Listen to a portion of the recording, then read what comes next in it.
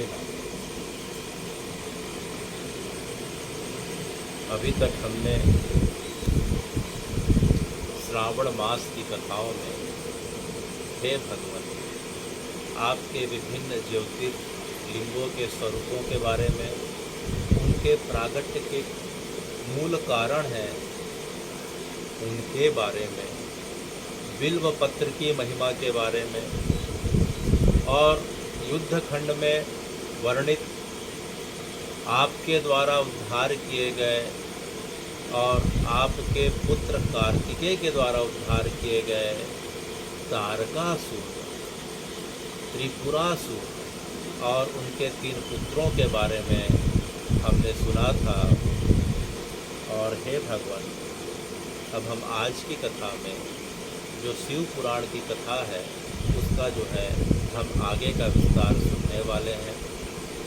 नैमिषारण्य में सूत जी के सम्मुख 88,000 ऋषि मुनि, जिनका नेतृत्व श्री शौनक जी महाराज कर रहे हैं, तो सब ऋषि मुनियों ने, ज्ञान पिपासियों ने, भक्त जनों ने, योगी जनों ने, महर्षि जनों ने, तपी जनों ने, आर्त जनों ने, सामान्य गृहस्थों ने भी यहाँ तक हे भगवान शौनक जी के माध्यम से बार बार श्री सूत जी से यह प्रश्न पूछ रहे हैं।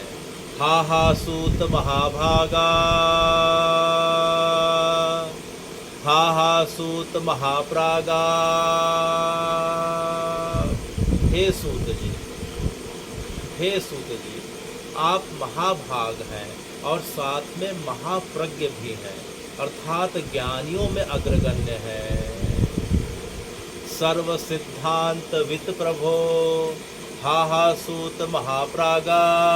सर्व सिद्धांत वित प्रभो, आख्याहि मैं कथा सारम पुराणानाम च विशेषता।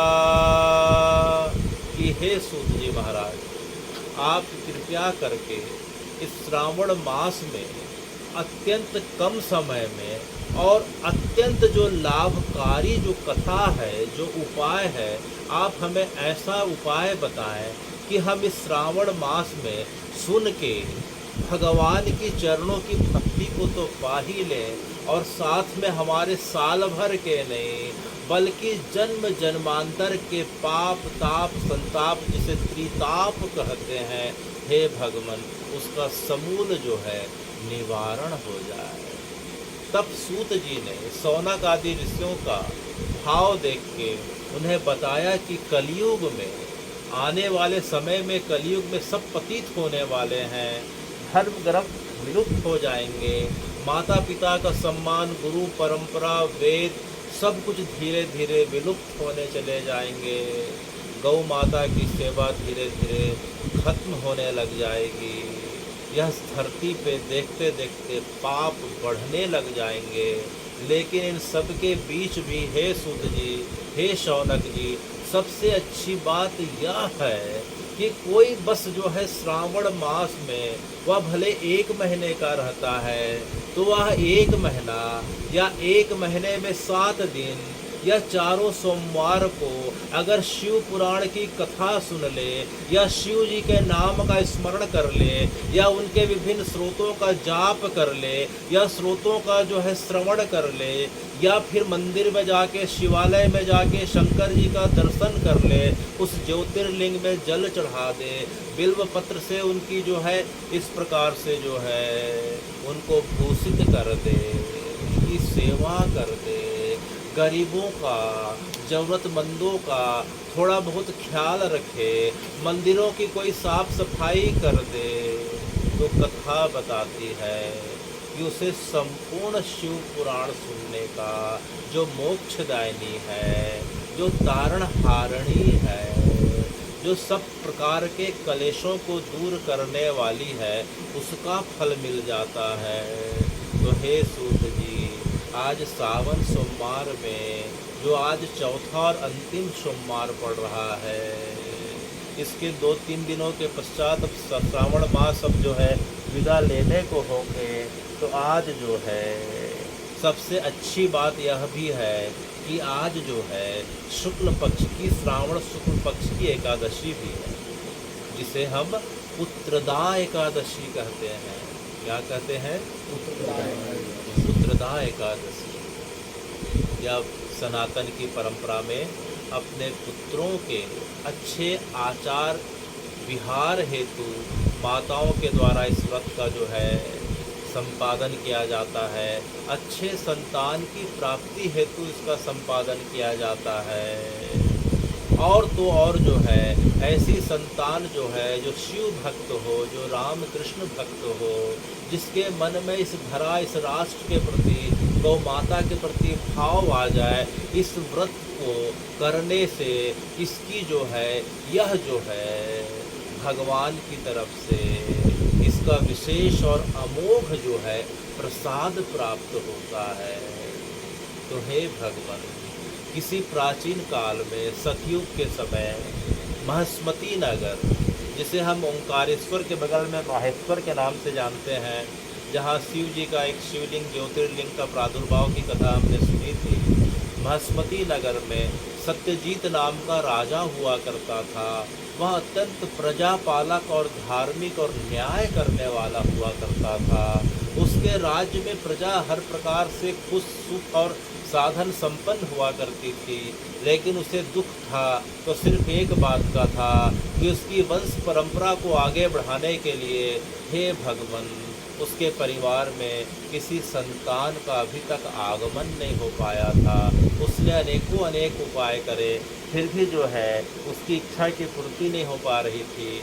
तो एक बार वह भ्रमण करता हुआ इसी श्रावण मास में, हे भगवान, नर्मदा जी के किनारे जो है संकल्प करके कि मुझे अगर अपनी समस्या का, कि मेरी वंश परंपरा अगर आगे नहीं चलेगी तो इस प्रजा का कल्याण कौन करेगा, शिव जी का कार्य कौन करेगा, धर्म के कार्य, गौ माता की सेवा कौन करेगा। तो इसी प्रश्न का उत्तर, हे भगवान, अगर आज मुझे नहीं मिला तो हे नर्मदा मैया, मैं आपके गोद में अपने आप को, इस भावना के साथ वह चला जा रहा था। अचानक जो है नदी के तट पे उसे लोमेश ऋषि मिल जाते हैं। कौन? लोमेश ऋषि। उनका आश्रम धमतरी के पास और कहाँ देखने को मिलता है? राजीव। कहाँ मिलता है? राजीव में हम संगम में जाएंगे तो लोमेश ऋषि का आश्रम मिलेगा। और वहाँ जो है भगवान का, महादेव का एक जो है ज्योतिर्लिंग का भी है, उसे हम क्या बोलते हैं? राजीव लोचन। तो जो है श्री हरि का कुलेश्वर महादेव, क्या बोलते हैं? कुलेश्वर महादेव। जानकी जी के हाथ उनकी स्थापना की गई थी। भगवान के वन पथ गमन के समय कुलेश्वर महादेव की स्थापना स्वयं जानकी जी अपने हाथ से पार्थिव लिंग का निर्माण करके जो है उनकी स्थापना करी थी, कुलेश्वर महादेव। उसके बगल में हम देखें तो लोमेश ऋषि का आश्रम पड़ता है। तो भारत की सनातन की परंपरा ऐसी रही है कि हमारे जितने भी ऋषि रहे हैं, अलग अलग समय में जो है भारतवर्ष के विभिन्न हिस्सों में अपना जप तप करके, भ्रमण करके लोगों का कल्याण किया करते थे। जिस प्रकार से एक बार सिहावा क्षेत्र में सप्तऋषियों का आगमन हुआ था, उनके नाम से 7 पहाड़ियाँ हैं। तो इस सप्तऋषि, अगर हम हरिद्वार में जाएं तो वहाँ भी जो गंगा जी की जो 7 धारा बहती है, जिसे सप्तधारा कहते हैं, वहाँ भी जो है गंगा जी की प्रतीक्षा में बैठे हुए थे। तो कहने का मतलब यह है, हम सप्तऋषियों को आकाश में देखें तो तारे के रूप में हमें सप्तऋषियों के दर्शन हो जाते हैं। तो भारतवर्ष की महिमा यह रही है कि जो है कोई भी व्यक्ति अगर गुरु परंपरा में दीक्षित हो गया, या तो शिष्य अपने गुरु के साथ या गुरु अपने शिष्य के साथ जन कल्याण हेतु किसी एक जगह रुकते नहीं थे। कुछ समय रुक के लोगों को उपदेश दिया करते थे, धर्म के बारे में, गृहस्थ जीवन जीने के बारे में, राष्ट्र के बारे में, गौ माता पर्यावरण की रक्षा के बारे में, और उसके पश्चात तो आगे के नगर और गांव की ओर जो है प्रस्थान किया जा करते थे। तो हे भगवान, उसी प्रकार से एक बार लोमेश ऋषि नर्मदा जी के तट पे बैठे हुए थे। तो उनके पास सत्यजीत राजा ने आके जो है अपनी जो है समस्या का इस प्रकार से वर्णन किया। तो लोमेश ऋषि ध्यान की अवस्था में जाके देखते हैं, अरे यह राजा तो बड़ा योग्य है, बड़ा प्रजापालक है, इसके मैं कई जन्मों तक देख रहा हूँ कि इसने कोई पाप नहीं किया, तो हे भगवान इसे संतान की प्राप्ति क्यों नहीं हो रही है। अचानक जो है लोमेश ऋषि को और पिछले कई जन्मों का दर्शन हुआ। तो एक जन्म में राजा ने बस एक बार यह पाप किया था कि वह किसी जन्म में व्यापारी था, और व्यापार के सिलसिले में जब वो ग्रीष्मकाल के अवसर पे मौसम में जब वो कहीं यात्रा पे था अपने व्यापार के कारण, तो रास्ते में एक सरोवर पड़ता है और उसे प्यास बहुत लग रही थी, गर्मी का समय था। और उसी समय जब वह पानी पीने के लिए सरोवर में जैसे ही झुकता है, उसी समय जो है गौ माता का आगमन हो जाता है। वह भी गर्मी के कारण बहुत प्यासी हो रही थी, तो वह जैसे ही झुकने वाला था कि गौ माता भी झुक के जो है अपनी प्यास बुझाने को लगी। यह देख के उसे गुस्सा आ जाता है और वह अपने हाथ से उसे धक्का दे देता है, और गौ माता प्यासी ही जो है रूंधे गले से कंठ से वहाँ से चले जाती है। हे भगवान, तब से लेके वह जो है यह भक्त अपराध उसका पीछा कर रहा था, और उसकी परिणति यह हुई, गौ माता को जो है कष्ट पहुँचाने के कारण जो है उसकी परिणति यह मिली कि सब कुछ था लेकिन उसके परिवार को बढ़ाने वाला, वंश परंपरा को चलाने वाला कोई नहीं था। तो लोमेश ऋषि ने कहा कि हे राजन, तुम्हारी जो है मूल कारण जो है यह है। तो हे ऋषिवर, आप तो लोगों का पाप ताप संताप सब भरने वाले हैं। आपके चरणों में आके किसे अपने जीवन के प्रश्न का उत्तर नहीं मिला, किसी के अपने पाप की निवृत्ति नहीं हुई, तो हे भगवान, मैं अपने पाप की निवृत्ति करना चाहता हूँ। और पुत्र के पीछे मेरा स्वार्थ यह है कि इस जो है प्रजा का पालन पोषण अच्छे से हो जाए, गौ माता की सेवा हो जाए।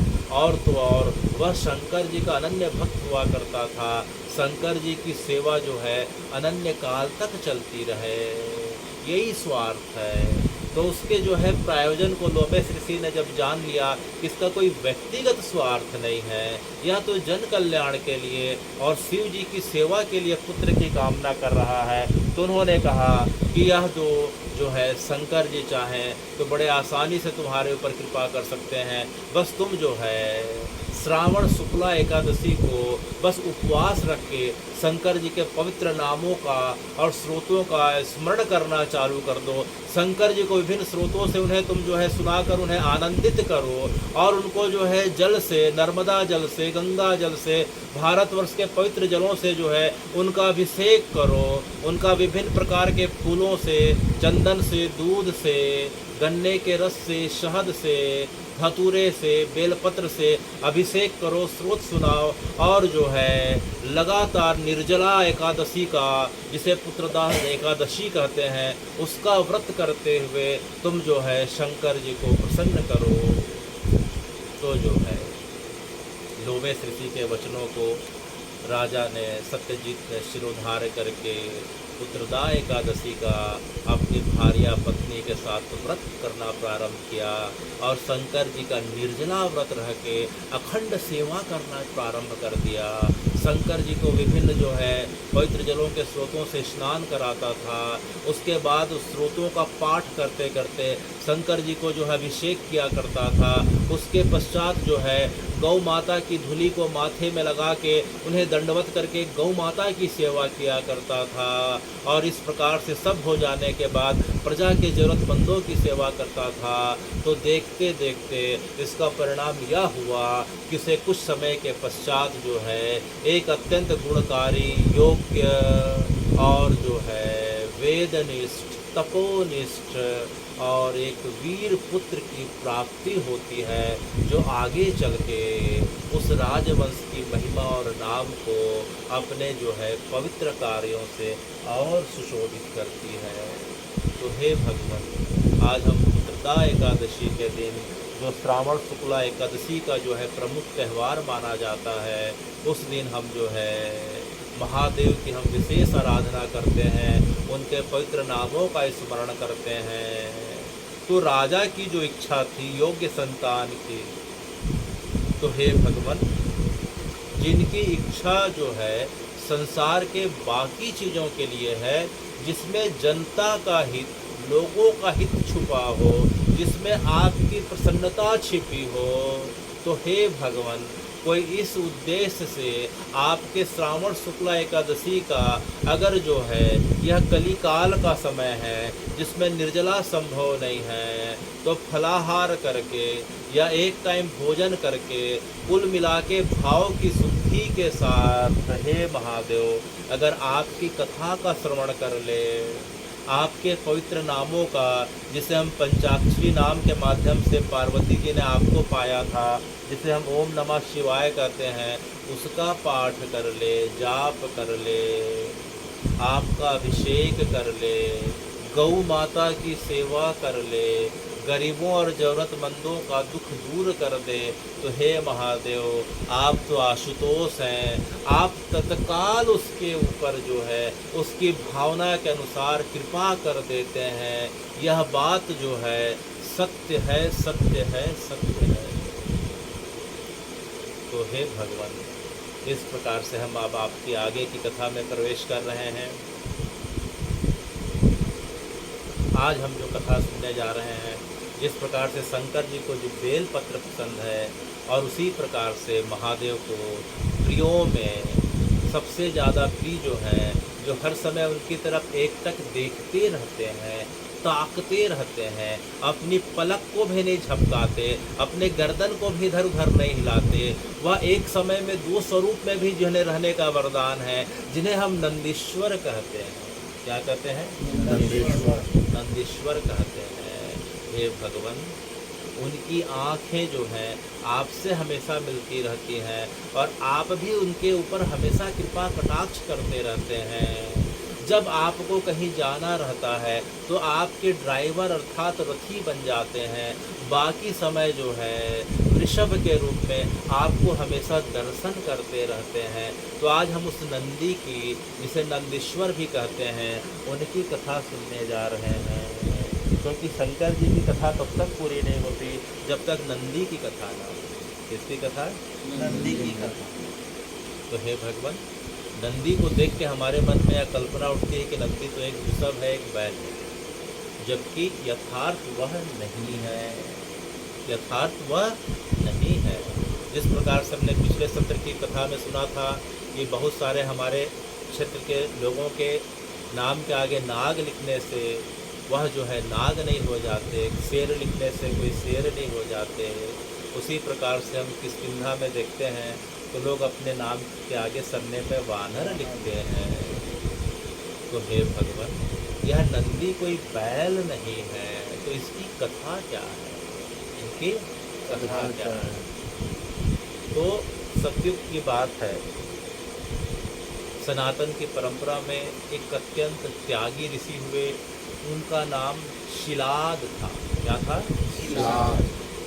शिलाद का अर्थ यह होता है कि उनका जीवन इतना कठोर तप और संकल्प से परिपूर्ण था कि वे भोजन किस प्रकार का किया करते थे, उनका भोजन का संकल्प कितना कठोर था। हे भगवान, किस प्रकार का जो है संकल्प लेना ही हमारे लिए कल्पना के बाहर है। जब हम खेत से धान को और बालियों को जब तोड़ लेके अपने घर में जब उसका भंडारण कर लेते हैं, तो धान की टूटी हुई बालियां जो खेत में रहती है, जिसे शीला कहते हैं, क्या कहते हैं? शीला। जिसे शीला कहते हैं, उस शिलाओं को इकट्ठा करके वह भोजन को पाते थे। तो कथा बताती है कि धान की खेती उस समय तो साल में केवल एक बार 4 महीने के लिए हुआ करती थी। तो 4 महीने के अंतर्गत जब धान तोड़े जाते थे तो जो शीला इकट्ठा हो गए उसी का ही वो पका के भोजन पाते थे। बाकी समय अगर उनके पास शीला नहीं हो, क्योंकि 4 महीने के पश्चात ज़्यादा भंडारण करते नहीं थे, तो वे हे भगवान, वे पेड़ के पत्ते खा के, पवित्र नदियों का जल पी के और कभी कभी वायु पी के जो है भगवान के तप में रत रहा करते थे। उनकी भगवान के प्रति नाम निष्ठा, भजन निष्ठा इतनी दृढ़ थी कि उनके शरीर में भोजन का कोई प्रभाव नहीं था। अगर भोजन नहीं भी करें तो भी से जो है उनके शरीर में कोई प्रभाव नहीं पड़ता था। ये उनकी तपनिष्ठा थी। बस धान के टूटे फूटे जो कण रहते हैं, धान तोड़ के जो है खेत से ले जाने के पश्चात, जिसे शीला कहते हैं, बस उस शीला का पान किया करते थे। और किसी किसी काल में यह भी आता है कि उस शीला को एक दूसरी कथा भी आती है कि जब गौ माता खा लिया करती थी और गौ माता गोबर के रूप में धान को निकाला करती थी, तो गोबर से उस धान के शीले को जो है बीन के तब जो है भोजन के रूप में पका के पाया करते थे। तो हे भगवान, उनकी जो है यह निष्ठा, नाम निष्ठा और भगवान के प्रति अनन्य भक्ति की भावना कि भोजन नहीं मिले तो कोई बात नहीं, इस शरीर को चलाने वाले तो श्री हरि हैं, भोजन तो जो है उन्हीं की कृपा से जो है शरीर के अंदर जाता है और शरीर के अंदर विभिन्न धातुओं में बच के हमारे शरीर को पोषण देता है। लेकिन क्या जो है पेड़ भोजन करते हैं, फिर भी मनुष्यों से ज़्यादा जीवित रहते हैं? क्या पेड़ जो है भोजन करते हैं? उल्टा वे हमें भोजन देते हैं, फल फलादि देते हैं। तो भगवान के प्रति, उनके नाम के प्रति यह अहर्निश निष्ठा कि जो है भोजन के बगैर भी श्री हरि मेरा जीवन चलाने में सक्षम है, यह भावना उनके अंदर इतनी ज़्यादा हुआ करती थी कि भगवान जो है उनकी भावना को हमेशा बना के रखते थे। उनके जीवन में भोजन की आवश्यकता नहीं थी, बस वो धरती माँ का ऋण चुकाने के लिए, गौ माता का कृतज्ञता यापन करने के लिए गिरे हुए शिलाओं को जो है कभी कभी पा लिया करते थे। तो देखते देखते कई वर्ष बीत जाते हैं और उनकी तप की निष्ठा को देख के उनके पितरों को एक बार जो है बड़ा जो है कष्ट पहुंचता है। कष्ट इस बात का पहुंचता है कि पितरों को जब उन्होंने देखा कि हमारा जो है पौत्र, हमारा जो पौत्र है, हमारी परंपरा का लड़का वर्तमान में जो जीवित है, वह तो पितर के समय जो है वह तो हमें इस प्रकार से तर्पण कर नहीं पाता है, जल तर्पण भी कई बार नहीं कर पाता है, कई बार तप में बैठा है तो उसकी समाधि सालों नहीं टूटती है। तो पितर पक्ष के समय जो है 15 दिनों के लिए जो पितर आते थे वे ऐसे ही भूखे लौट जाया करते थे। कई बार अगर पितर पक्ष के समय वे जगे हुए हैं तो बस जल दे दिए, भोजन नहीं दे पाए, क्योंकि उनकी हर निष्ठा थी कि नाम के प्रति कि मैं किसी के पास जाऊंगा नहीं, अगर बैठ गया तो बैठ गया। तो पितरों को बड़ा कष्ट होने लगा कि हमारी वंश परंपरा में इतना योगी तपस्वी हमारा बालक है, फिर भी हम जो है असंतुष्ट हैं, क्योंकि पितरों को तर्पण नहीं मिलने के कारण वे पितर लोक से आगे के लोक में नहीं जा पा रहे थे। जिस प्रकार से हमने पिछले बार की कथा में सुना था, पिछले सत्र की कथा में सुना था कि जो है ऊपर में 7 लोक हैं और नीचे में 7 लोक हैं। भूलोक माने पृथ्वी, भूलोक माने पृथ्वी के ऊपर पितर लोक, उसके ऊपर स्वर्ग लोक, फिर महालोक, फिर जन लोक, फिर तप लोक, फिर सत्य लोक, ये 7 लोक हैं। तो पितर लोक जो है पृथ्वी के जो है थोड़े से ऊपर में स्थित चंद्रमा के दक्षिण हिस्से में अगर हम देखें तो जो है पितर लोक का निवास माना जाता है। तो पितरों का अगर जो है उनकी वंश परंपरा से संबंधित लोगों के द्वारा पितर पक्ष में समुचित रूप से तर्पण किया जाए, पितर जल के रूप में जल का वाष्प ग्रहण करते हैं, हम उन्हें जल अर्पित करते हैं, तो जल के वाष्प को पाके उनके जो है पीने की तृप्ति होती है। हे भगवान, हम उन्हें जो है सुगंधित जो है स्वादिष्ट भोजन देते हैं, तो भोजन को सुगंध के रूप में ग्रहण करते हैं। प्रत्येक भोजन के अंदर एक सुगंध रहती है, उसे ग्रहण करके वे भोजन पाके तृप्त होते हैं। और उनके लिए हम यज्ञ और हवन करते हैं, तो अग्नि देवता के माध्यम से यज्ञ और हवन का जो प्रसाद है उन पितरों को पहुंचाया जाता है। तो हे भगवान, पितर 3 प्रकार से तृप्त होते हैं और तृप्त होने के पश्चात वे जो है खुशी खुशी से पितृलोक को छोड़ के आगे की लोक में जाते हैं, चाहे स्वर्ग लोक में जाए, चाहे महात, चाहे जन, चाहे तप, चाहे सत्य आदि ब्रह्मलोक आदि लोकों में जो है तभी जा पाते हैं जब नीचे में उनके वंशज जो है उनका समुचित रूप से तर्पण करें। नहीं तो पितर वहाँ अटके रहते हैं और अटके रहने के कारण कई बार क्रुद्ध हो जाते हैं, भूखे रहने के कारण, तो जो है उनका श्राप भी हमें विभिन्न प्रकार से भोगना पड़ता है। चाहे पारिवारिक जीवन में कलह हो, चाहे संतान जो है आज्ञाकारी ना हो, या संतान जो है संतान का आना ना हो रहा हो, या व्यापार में इस प्रकार का जो है उतार चढ़ाव आदि आदि। तो इसका जो है सबसे सरल उपाय बताया गया कि जो है पितरों का 15 दिन का समय रहता है, उन्हें जल दिया जाए। जो है पीतर जो है कौवे के माध्यम से जो है हमारा प्रसाद ग्रहण करते हैं, इसीलिए जो है कौओं का, इसका हमने वैज्ञानिक कारण भी सुना था। तो शिलाद ऋषि के पितर एक बार उनसे आके निवेदन करते हैं सब पितरों के द्वारा कि हे शिलाद, आपकी तपस्या, आपका यज्ञ, आपका जप, आपकी नाम निष्ठा अत्यंत सिद्ध और अत्यंत जगत में प्रसिद्ध हो गई है, लेकिन हमें इस बात का दुख है कि आप जो है समय में जो है पितर श्राद्ध नहीं करते हैं, जिसके कारण हमें आगे की गति जो है नहीं मिल पा रही है। तो आप कृपा करके आप जो है नहीं कर पा रहे हैं, तो आपको हम आज्ञा देते हैं कि हे शिलाद, आप अपने वंश परंपरा की वृद्धि करें। क्या करें? वंश परंपरा की वृद्धि करें। तो शिलाद जो है अपने पितरों की आज्ञा को मान के घनघोर तप में चले जाते हैं। उनके तप से इंद्र प्रसन्न होकर उनके पास आते हैं और इंद्र प्रसन्न होकर पूछते हैं कि हे शिलाद, बताइए आपको क्या वर चाहिए। तो शिलाद कहते हैं कि मुझे ऐसा पुत्र चाहिए जो अजर अमर हो। अरे अजर अमर हो, ऐसा क्यों? बोले ताकि जो है मेरे पितरों की जो समस्या है कि उन्हें जो है तर्पण समय पे नहीं हो पाता, तो मेरा पुत्र अनंत काल तक जो है मेरे ही पितरों को नहीं अपितु संसार के जितने लोग शरीर छोड़ के पितर योनि को पाते हैं सबका बड़े प्रेम और भाव के साथ तर्पण करता रहे अनंत काल तक, और जो है सबकी समस्या जो है बस एक पुत्र के होने से हो जाए, अजर हो, अमर हो।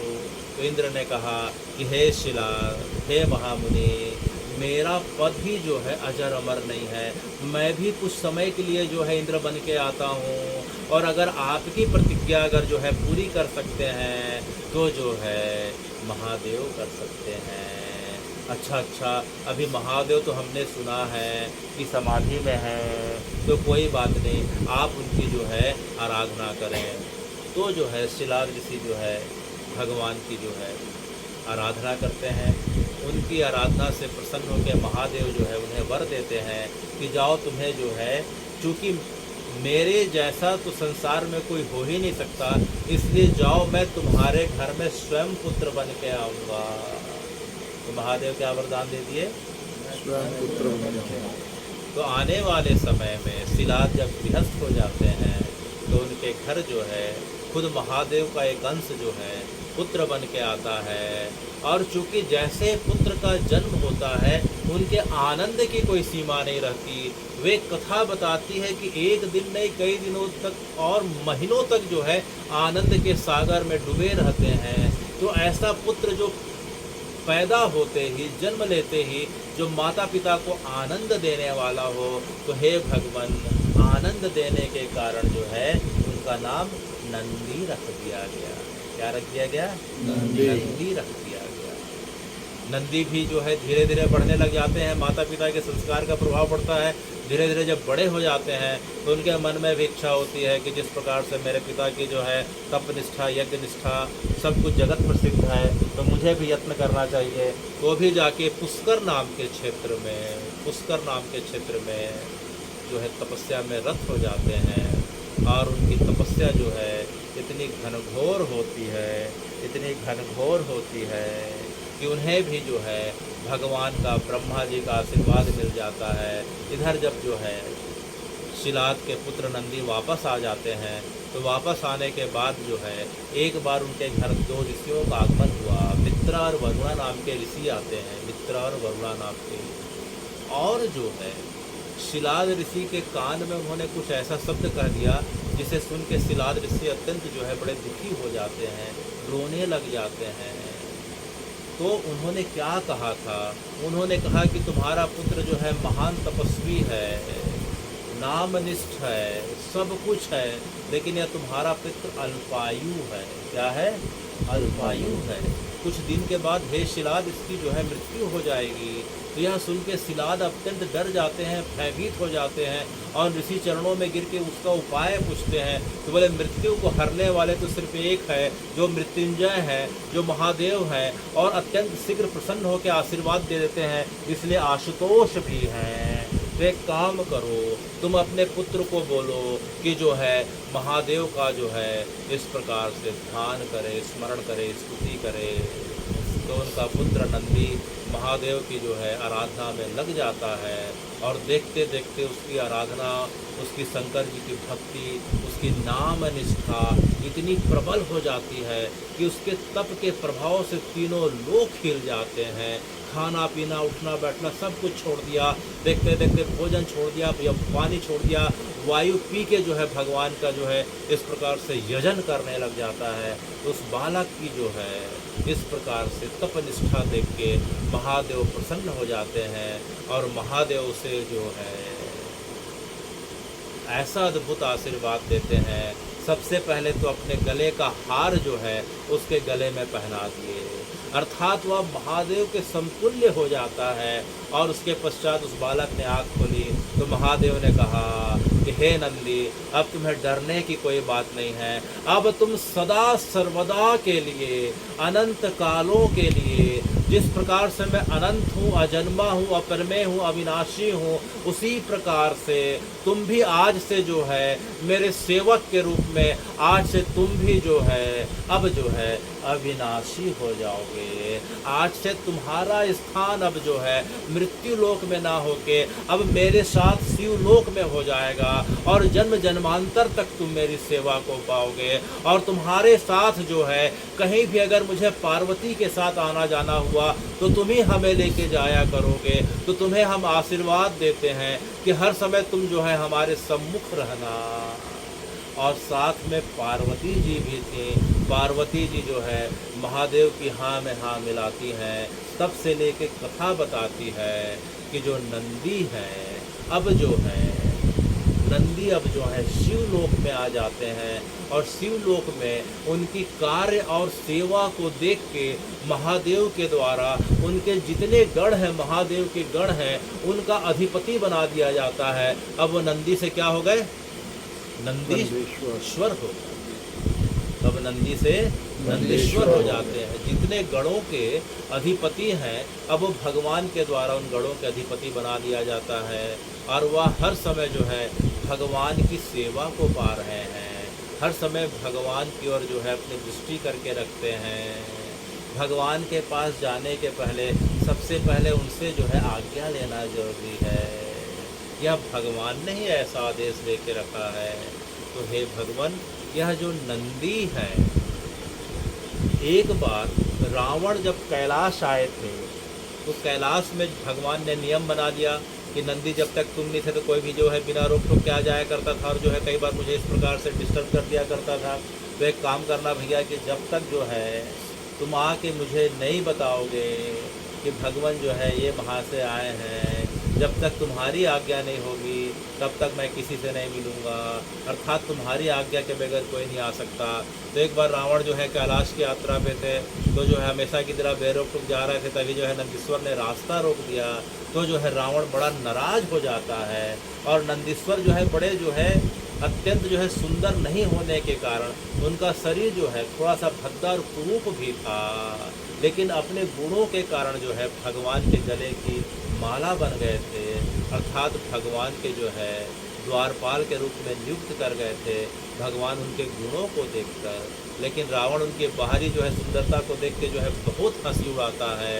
करे नंदी तू ऐसा है, बड़ा मोटा है, बड़ा बेडोल है, बड़ा भद्दा है, तेरा रंग ऐसा, तेरा ऐसा वैसा करके। तो इस प्रकार से जो है जब रावण नंदी की बहुत ज़्यादा हंसी उड़ाने लग जाता है तब नंदी जो है उसे श्राप दे देते हैं। अरे रावण जो है तो अपने मद और अपने जो है अहंकार में इतना ज़्यादा जो है डूब गया है कि भगवान के सेवक को भी जो है पहचानता नहीं है और उसका अपमान कर रहा है।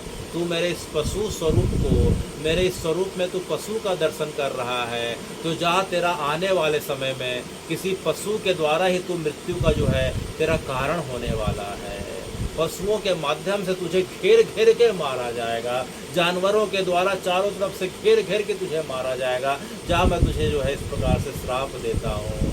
तो हे भगवान, कथा बताती है कि जब त्रेता में राम जी आते हैं तो रावण को मारने के लिए जो सेना को ले गए थे वह कौन सी सेना थी?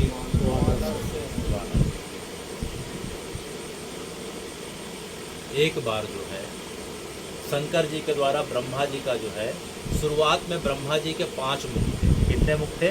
5 मुख हुआ करते थे। तो 4 मुख वेद के प्रतीक थे। चारों मुख से, एक मुख से ऋग्वेद, एक मुख से यजुर्वेद, एक में से सामवेद, अथर्ववेद, इस प्रकार का वो गान किया करते थे। लेकिन 5वां मुख जो ब्रह्मा जी का था, उस समय उस मुख से हर किसी की निंदा ही करा करते थे। तो शंकर जी उन्हें कई बार समझाने का प्रयास करे कि हे ब्रह्मा जी, आप सृष्टि के रचयिता हैं, आपके श्रीमुख से लोक कल्याण की बातें अच्छी लगती है, आप किसी की निंदा क्यों करते हैं? तो भगवान के समझाने के बार जो है, समझाने के बाद भी जब ब्रह्मा जी को समझ में नहीं आया, तो शंकर जी ने अपने त्रिशूल से ब्रह्मा जी के 5वें सिर का उच्छेदन कर दिया। उच्छेदन तो कर दिया, लेकिन वह सिर जो है शंकर जी के त्रिशूल के अग्रभाग में चिपक जाता है और शंकर जी को जो है ब्रह्म हत्या का पाप लग जाता है। तो शंकर जी ब्रह्म हत्या के पाप की निवृत्ति के लिए सभी तीर्थों में जाते हैं। तो कथा बताती है कि जो आखिरी उनकी निवृत्ति जो हुई थी, जिस जगह पे जो है वो कपाल जो है त्रिशूल से अलग होके गंगा जी में समा गया था, एक विस्फोट हुआ और गंगा जी में अलकनंदा गंगा में समा गया था। तो वह जगह क्या कहलाती है? ब्रह्म कपाल। कहाँ है वह जगह? लेकिन जब महादेव जो है इसी पाप के विमोचन के लिए जब पूरे पृथ्वी में इधर से उधर जो है भटक रहे थे, ब्रह्म हत्या के पाप के कारण जो है उनका मन बड़ा अशांत हो गया था। तो कथा बताती है कि एक बार जो है वह जो है नासिक के पास, कौन सी जगह पे? नासिक के पास जहाँ गोदावरी नदी जहाँ से बहती है, जहाँ महाकुंभ हर 14 साल में और अर्धकुंभ जो है 6 साल में जहाँ हर आयोजित होते आ रहा है अनंत काल से, हे भगवान, उसी जगह पे नंदी ने भगवान के ताप को, भगवान के दुख को देख के एक बछड़े का रूप धारण कर लिया और बछड़ा बन के भगवान को जो है अपने साथ गंगा गोदावरी में ले गया और उस जगह पे जो है भगवान का स्नान आचमन कराया और बछड़े के हाथ, बछड़े को जो है पकड़ के, जैसे ही महादेव गोदावरी जी में स्नान को पाते हैं, डुबकी लगाते हैं, कुछ समय के लिए उनका जो है पाप संताप खत्म हो जाता है और कुछ समय के लिए बड़े आनंद की स्थिति में फिर से आ जाते हैं। तो इसी कारण जब उन्होंने देखा कि अब बछड़ा कौन है जिसका मैं पूंछ को पकड़ के जैसे ही गोदावरी जी में डुबकी लगाया, मेरे पाप संताप जो है, मन की अशांति जो है खत्म हो गई। तो ध्यान से देखे तो पता चला, अरे अरे यह तो मेरा नंदी है। कौन है? मेरा नंदी है। नंदी भगवान के ताप को सहन नहीं कर पाया और भगवान के ताप के विमोचन के लिए अनेक ऋषियों के पास भटकते भटकते जब उसे यह ज्ञान हुआ कि तुम जो है गोदावरी जी में नासिक के पास जाके अगर महादेव को स्नान करवाते हो तो कुछ क्षण के लिए जो है उनको शांति मिलेगी, तो जो है वह बछड़े का रूप धारण करके भगवान को इस जगह पे जो है संताप से दूर करता है।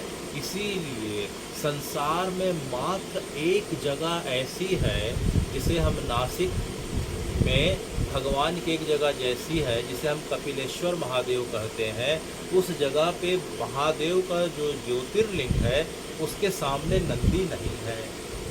नंदी नहीं है, क्योंकि बाकी जगह तो नंदी सेवक के रूप में, दास के रूप में भगवान का जो है हमेशा दर्शन पाता है। अब यहाँ नंदी गुरु बन गया, अर्थात जिसने जो है महादेव को जो है शांति प्रदान करी, तृप्ति प्रदान करी, आनंद प्रदान करी। तो संसार में तीनों लोकों में यह जगह मात्र ऐसी जगह है जहाँ नंदी सामने नहीं है और जिस जगह पे शंकर जी नंदी को गुरु के रूप में स्वीकार करते हैं। इस रूप में गुरु के रूप में।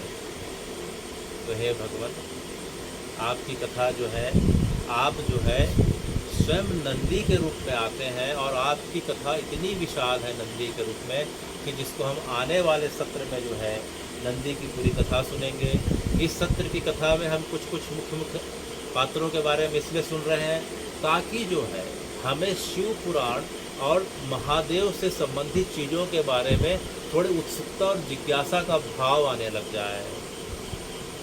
तो आने वाले समय में हम नंदी के बारे में हम जो है विशालतम रूप में उनके भाव और प्रभाव के बारे में, उनके पराक्रम के बारे में, कि नंदी ने किस प्रकार से अपने गढ़ों के साथ जाके दक्ष के यज्ञ में जाके दक्ष का गला और जो है इस प्रकार से उनके बाकी लोगों का मार काट मचा के पूरा का पूरा कनखल में तहस नहस कर दिया था।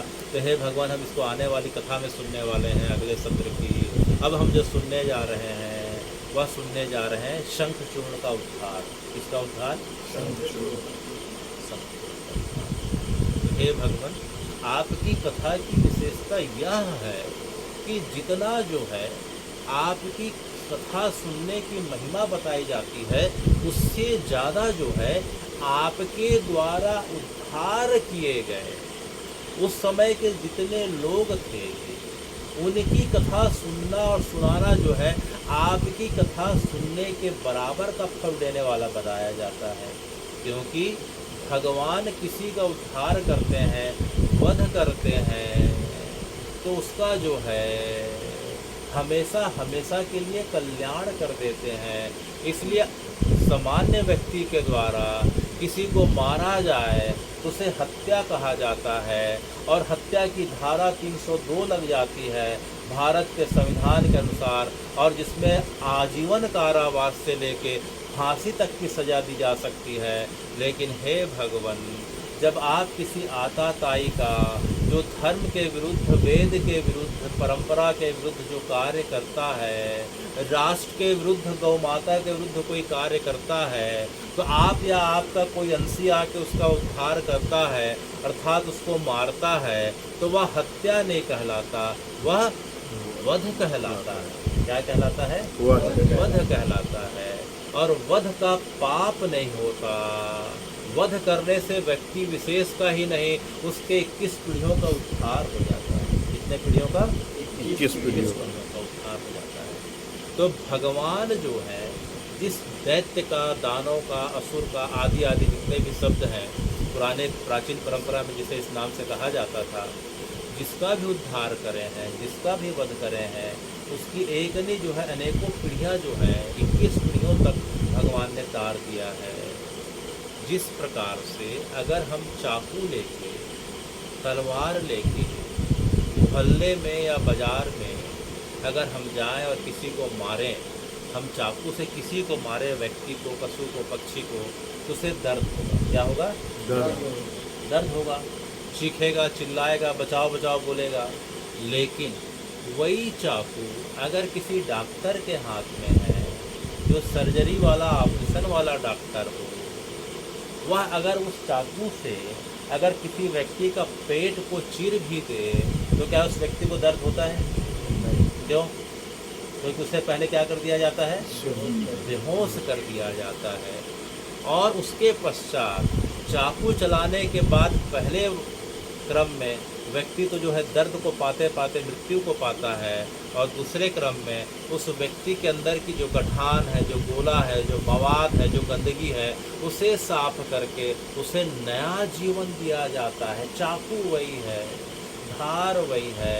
उसी प्रकार से हे भगवान, जब भी आप जो है अपने लोगों का उद्धार करते हैं, चाहे पापी हो चाहे पुण्यात्मा हो, अगर हम पापी की बात करें तो चाहे आप पिनाक से, अपने त्रिशूल से, या सारंग धनुष से, या अपने वज्र से, या किसी से जो है अगर आप उसका उद्धार करते हैं, वध करते हैं, तो सबसे पहले गदा, चक्र, तलवार, त्रिशूल जो उस व्यक्ति के जो है हृदय तक पहुँचे, गले तक पहुँचे, सबसे पहले आप उसकी चेतना हर लेते हैं। क्या हर लेते हैं? चेतना।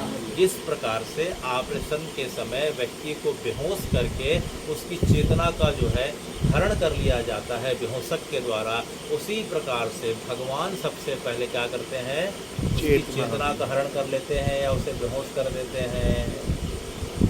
और उसके पश्चात आपका जो है त्रिशूल हो, चाहे भाला हो, चाहे गदा हो, चाहे वज्र हो, चाहे तलवार हो, चाहे चक्र हो, जो कुछ भी हो, हे भगवान, जब उसके शरीर में टकराता है तो मात्र जो है एक फूल का, एक गुलदस्ता के प्रहार इतना जो दर्द होता है, उसी प्रकार से उस व्यक्ति को जो है उसका अनुभव होता है।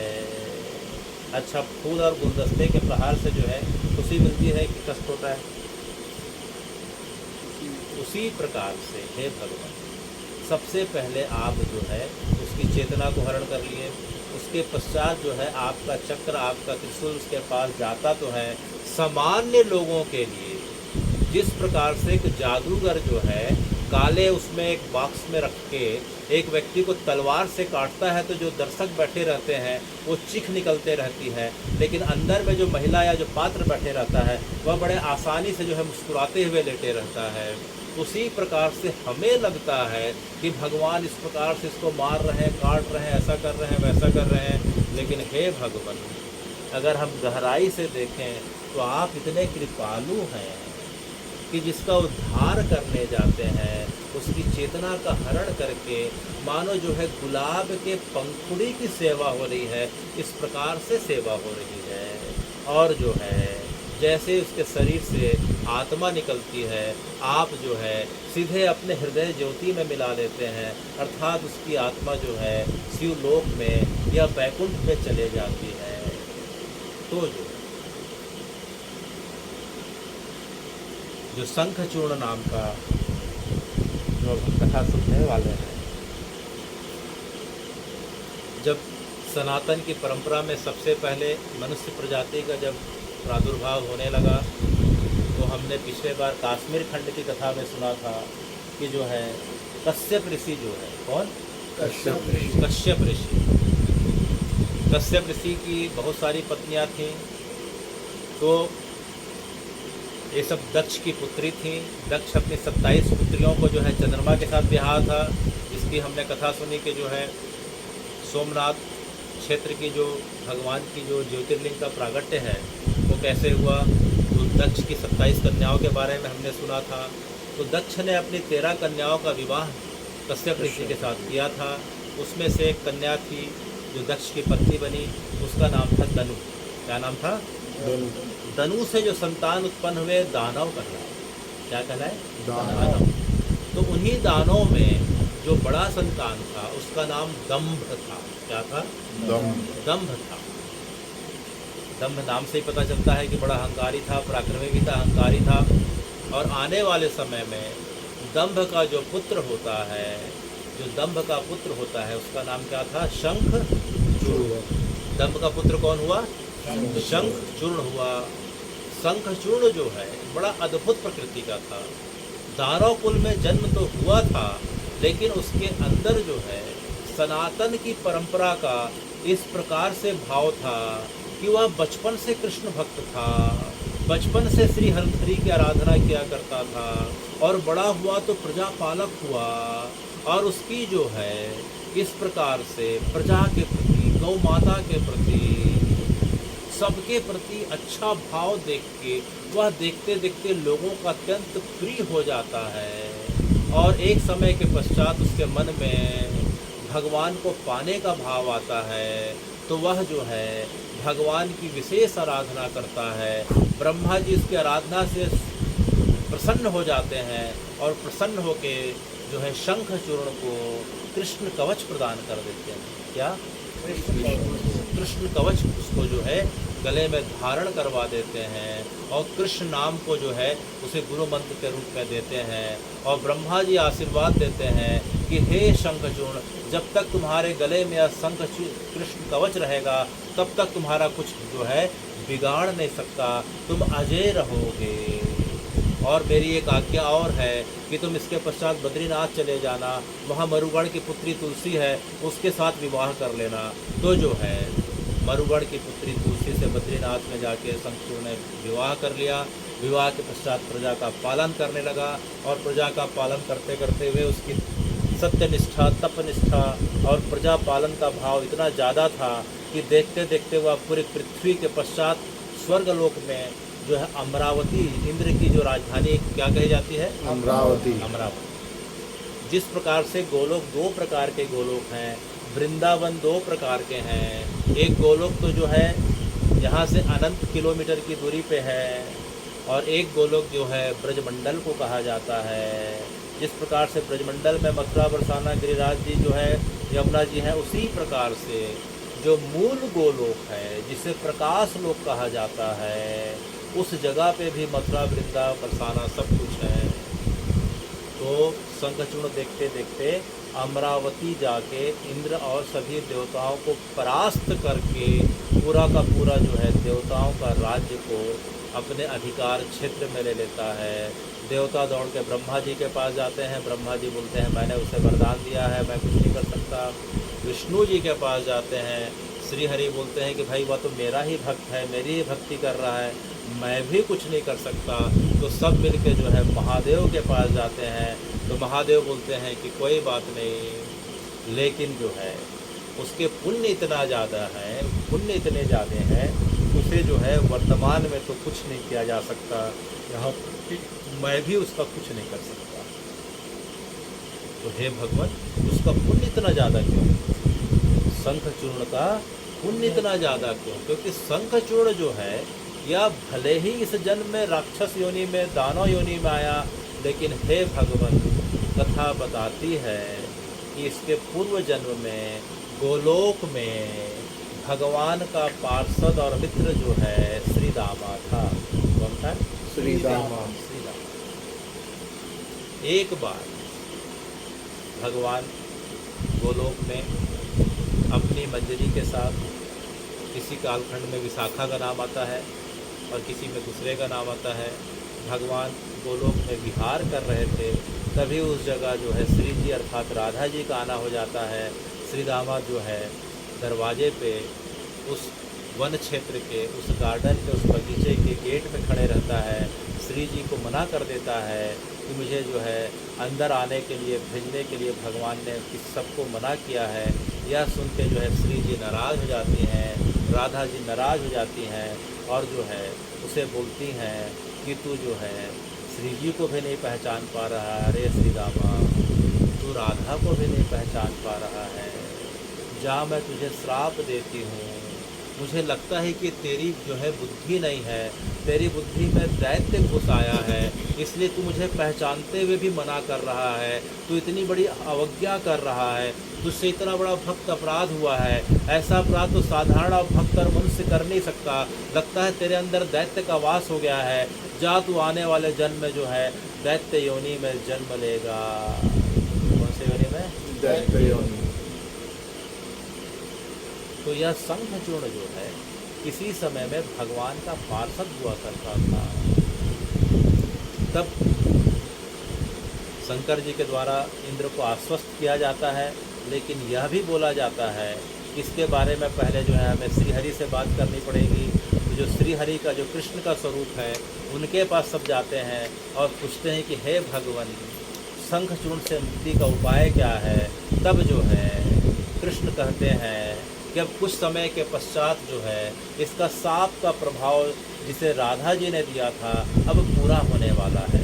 अब कुछ समय के पश्चात राधा जी का श्राप पूरा होने वाला है और जैसे इसका श्राप पूरा होगा, इसे मैं पुनः गोलोक में ले लूँगा, तो जो है मेरे हाथों के द्वारा इसका वध होना मुश्किल है, क्योंकि अब मेरी ही भक्ति करता है। तो हे भगवान, हे महादेव, आप ही जो है श्राप खत्म होते ही इसका उद्धार करें। तो जैसे ही भगवान का, श्री जी का दिया हुआ श्राप का समय पूरा होता है कि तुम्हें इतने समय तक दैत्य कुल में जन्म लेना पड़ेगा, तो अचानक उसके मन में श्रृंखलता आने लग जाती है, वह अनुशासनहीन होने लग जाता है, वह धर्म विमुख होने लग जाता है। तो जैसे ही जो है उसके अंदर एक परिवर्तन दिखते हैं, भगवान महादेव क्या करते हैं कि शंखचूर्ण की सेना के ऊपर आक्रमण कर देते हैं और इधर शंखचूर्ण की सेना पे आक्रमण कर देते हैं और उधर श्री हरि कृष्ण बन के, जो कृष्ण थे, ब्राह्मण का स्वरूप धारण करके, कौन सा स्वरूप? ब्राह्मण का स्वरूप। कृष्ण जो है ब्राह्मण का स्वरूप धारण करके शंखचूर्ण के पास चले जाते हैं और शंखचूर्ण से दान के बदले जो है कृष्ण कवच मांग लेते हैं। कौन सा कवच? कृष्ण कवच। क्योंकि कृष्ण कवच के लिए उसे वरदान मिला था कि जब तक तुम्हारे गले में सुशोभित होता रहेगा तुम्हें कोई नहीं मार सकता। तो अब जो है श्री हरि खुद अपने भक्त से उसका कवच को हरण कर लेते हैं और जैसे ही कवच का हरण होता है उसकी शक्ति अत्यंत क्षीण हो जाती है और जैसे महादेव को पता चलता है, महादेव अपने पिनाक से उसका तत्काल वध कर देते हैं और वध होते ही हे भगवान, तत्काल ही वह जो है गोलोक में आपके श्री चरणों में सुशोभित हो जाता है। तो शंखचूर्ण जैसे ही मृत्यु को पाता है और जैसे उसका दाह संस्कार होता है, उसके जो है राख से एक शंख की उत्पत्ति होती है। किसकी उत्पत्ति होती है? शंख की उत्पत्ति होती है। इसीलिए महादेव को शंख के द्वारा जलाभिषेक नहीं कराने का नियम है, क्योंकि वो जो है भगवान का एक प्रकार से भक्त है। शंख के द्वारा महादेव का जो है अभिषेक नहीं किया जाता, क्योंकि वह जो है शंख के रूप में उसे महादेव देख के अंदर से बड़े दुखी होने लग जाते हैं। अरे अरे, यह तो शंख जो है मेरा प्यारा भक्त जो है शंख चूर्ण है। तो हे भगवान, इस प्रकार से हम जो है शंखचूर्ण के उद्धार की कथा सुन रहे हैं। और आज की कथा इतनी ही। तो आज कितने बाद जो है शिव पंचाक्षरी का पाठ करें? 51 51 बार।